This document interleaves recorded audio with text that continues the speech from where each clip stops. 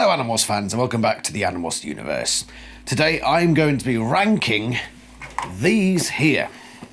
So these are Chris Grine's graphic novel adaptations.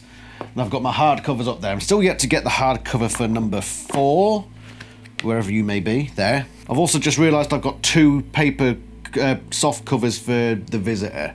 So, I don't know, the first person to... I don't know, Horsk, since you were the first official member of the channel, if you get your address to me, I will send you a copy of this with, I don't know, I'll write a funny story in the front. I'll send you a copy of that. Because I don't have enough space for multiples. I have enough space for the paperback and hardback, and that's about it. But yeah, I'm going to rank the ones we've got so far. Before I start that, just so you know, number 5, The Predator, now has an official front cover and it's available for pre-order. So go pre-order that, okay? Go do that right. Pause this video, subscribe, like, and then go to Amazon or your place of buying and go pre-order that bugger. Now! I demand it. Also, pre-order the last audiobooks that are coming, which are the Animorphs Chronicles and Megamorphs 4, because they're coming out this year. All the audiobooks done, dusted, except for Animorphs, which I don't think we'll ever get. Which, I don't know, is that a loss? I'm doing the audiobooks for them. I've already got one up on the channel, go look it up. Chris Grine also says that we are to expect number 6 this year as well. How much we can trust him on that, considering that things were a bit weird regarding the release date of number 4. I don't know, but I get the feeling he knows what he's talking about here. So perhaps number 6 will be along by December. So next Christmas, you're gonna have an any good time. Anyway, without further ado, let's rank these books here. Now, what am I ranking them on? Disclaimer, I'm not ranking them on Chris Grine's style, nor am I here to criticise or praise Chris Grine's style. And what do I mean by style? The way he does characters, the sorts of colours he uses. Because Chris Grine was chosen for this project, and I in no way would expect him to change his style. Because he was chosen for his style, assumedly. So why would I be surprised that his style is what we get in the books? A lot of people don't like his style, a lot of people really like his style. So, I mean, that's life, you know. Some people like it, some people don't. It is what it is. But I'm not here to talk about his style, okay? I'm here to talk about the standards he has set himself and whether he has stuck to that standard, okay? Or whether it's dropped off a cliff. I'm also not ranking these based on how I rank the original books, okay? Because if that were the case, then all you'd have to do is go to my book ranking video and see how I rank them there. But no, I'm ranking them purely on how well I think he's adapted those stories.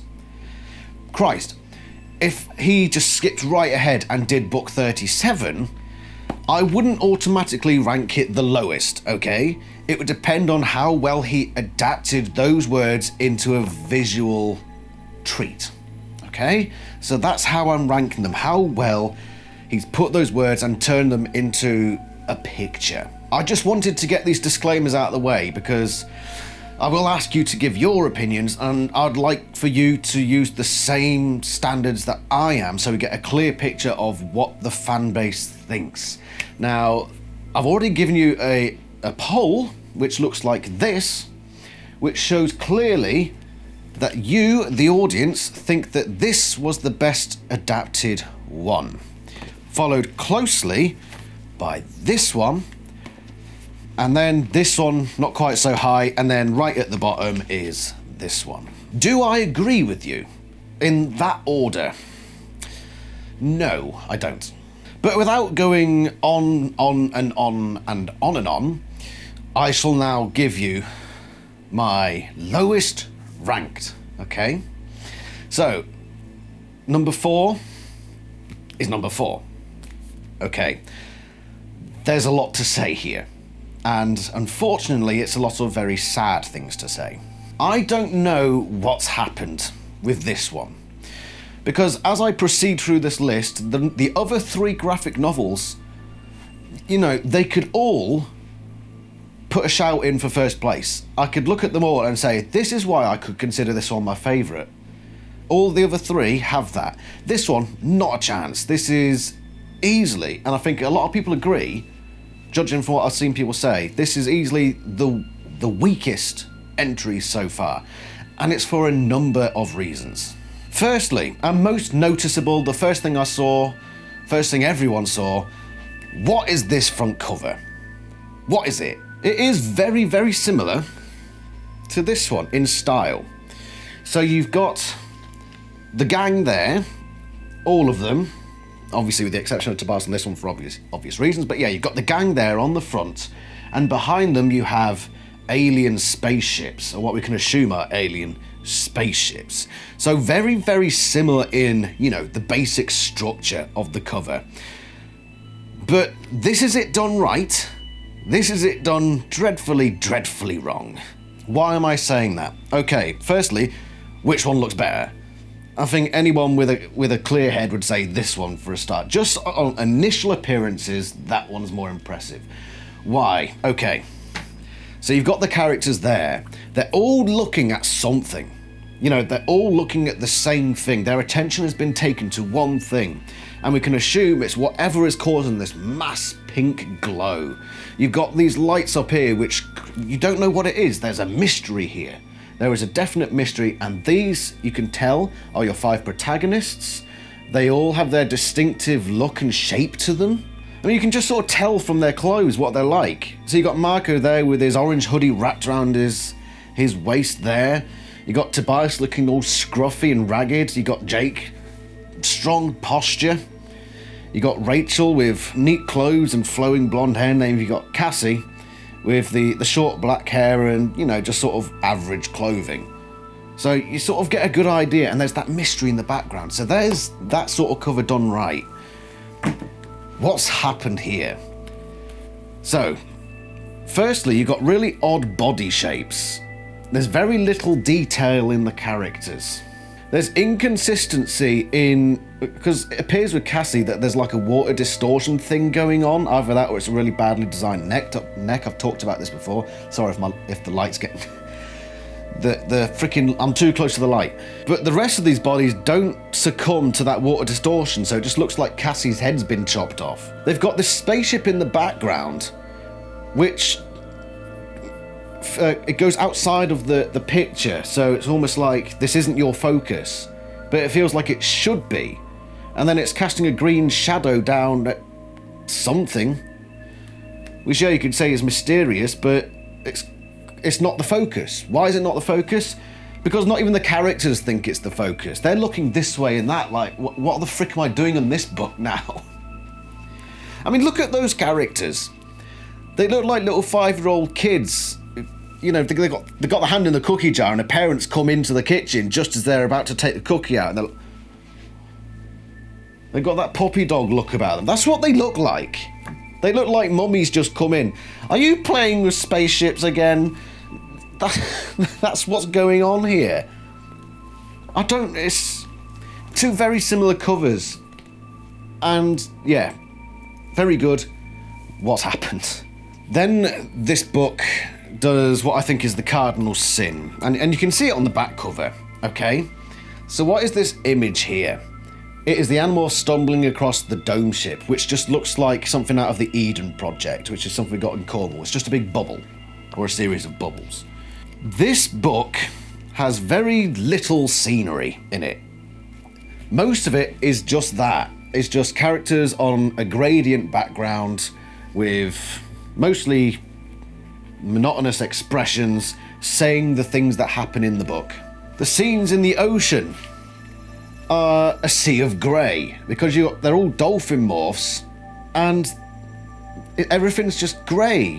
Why wasn't like a blue colour used here? because that would have surely made the dolphins stand out more. But no, everything's just grey. Grey, grey, grey. We meet Axe. And to be fair, Axe is alright. He's sort of what you'd expect from this. Except he's got like a proper egghead on him. His head is like exactly the shape of an egg. Yeah, but to be fair, you know, he's always had a problem with alien designs, Chris Grimes. So I'm not going to criticise too much about that. What I will say is, what amount of detail do we get on the dome ship? Because when this book was going to come out, my biggest thing was, oh my god, I'm so looking forward to seeing what he does with the interior of the dome ship. This is what we got. That's basically the extent of the effort that went into the dome ship interior. It's very, very disappointing. And you know, we could have had the shot of Axe standing in front of it all, but no, he chose to put him in front of the silver door. It's very, very disappointing. And it doesn't surprise me, because there is a definite issue with this. And it becomes glaringly obvious if you once again look at book 1. For example, look at Cassie on the front cover here, and then look at any Cassie I've just opened the page there. Look at any Cassie in book 1, The Invasion. Let's flip through again. Let's find a Cassie somewhere. Where are you, Cassie? You must be in here somewhere. Right, let's flick to the gardens now and push it. There we go. So there's Cassie in there. She looks distinctive. She looks like she's got character. Look at the hair on Cassie. There's detail gone into the hair to make it look curly, to give it that detail. And that is on every time we see Cassie. She's got character to her. She looks like Cassie. She's got the detail in the hair. Every single time we see Cassie in this book, and then you look at what she looks like on her own first narrated front cover. Let's turn to a Cassie in this book, and you'll notice, for example, that when he does the hair now, there is no detail. I mean, there's a highlight on one edge, but there's no detail. It's just a block of black for the hair. Unlike in The Invasion, where every time he did Cassie's hair, there was intricate detail, he made it look curly. Now it's just a black block. She no longer has details around her eyes. There seems to be no structure to her face. Just compare a picture from the first book to any picture of Cassie here, and you'll notice the difference. And then finally, because I've said enough, and this basically, yeah, this is why this ranks the worst.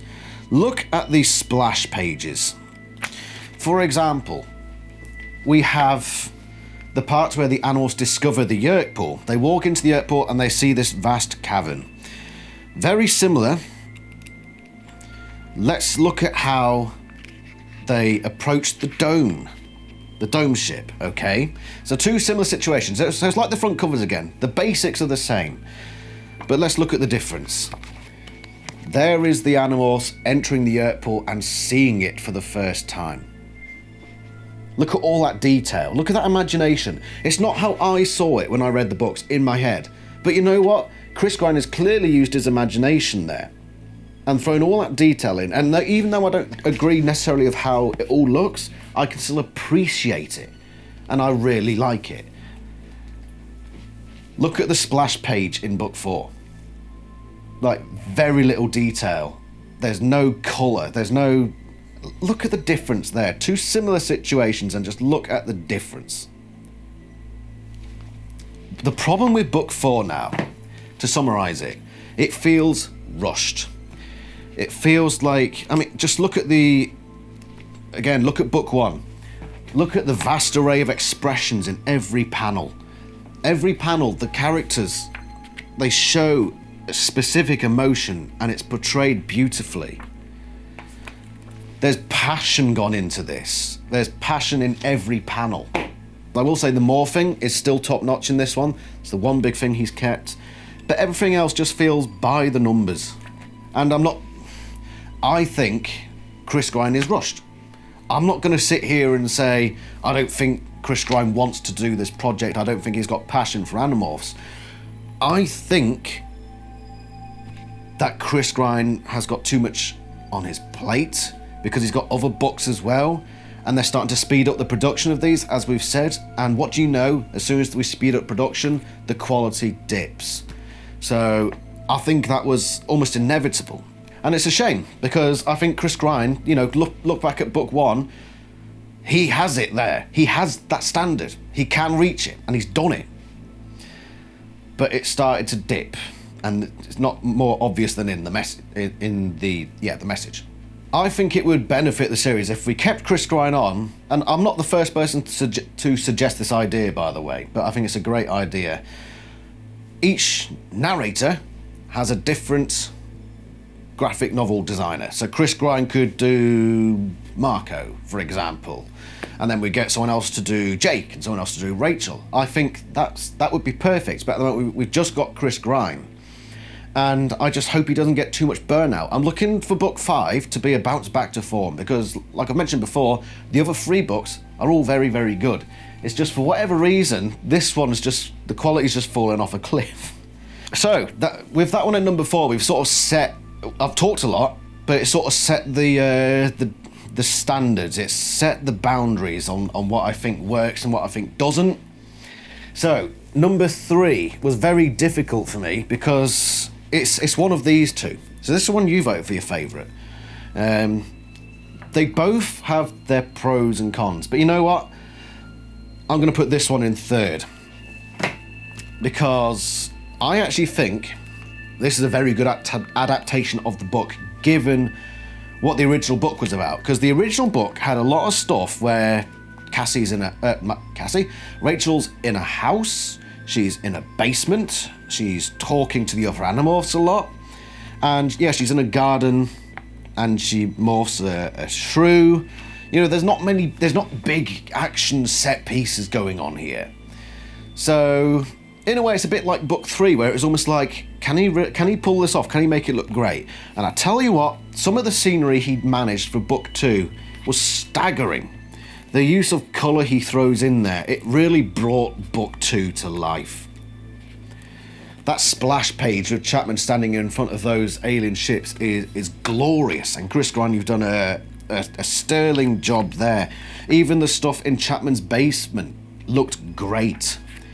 So I will say that, however, though, you know, this is where the character design started to drop a bit, because you can already see less design is going to Cassie's hair. I'm using that as the standard here.